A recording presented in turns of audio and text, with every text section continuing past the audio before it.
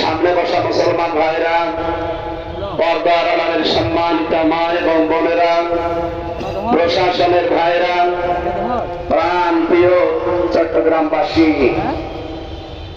এখানে আসার পরে কেন জানি শূন্য শূন্য লাগছে। লক্ষ লক্ষ মানুষ আমরা হাজির হয়েছি।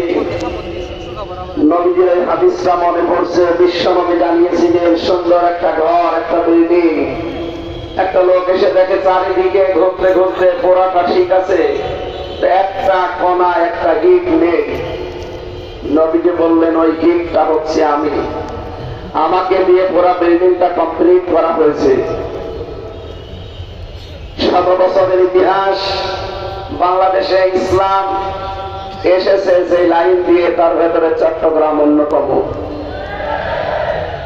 এই জনপদে যিনি কোরআনে কারিমের কথা বলতেন, বাইতুল শরফের পীর, বিশিষ্ট মনীষী, আন্তর্জাতিক খ্যাতি সম্পন্ন একজন ব্যক্তিত্ব, আলহাজ মাওলানা আব্দুল জব্বার,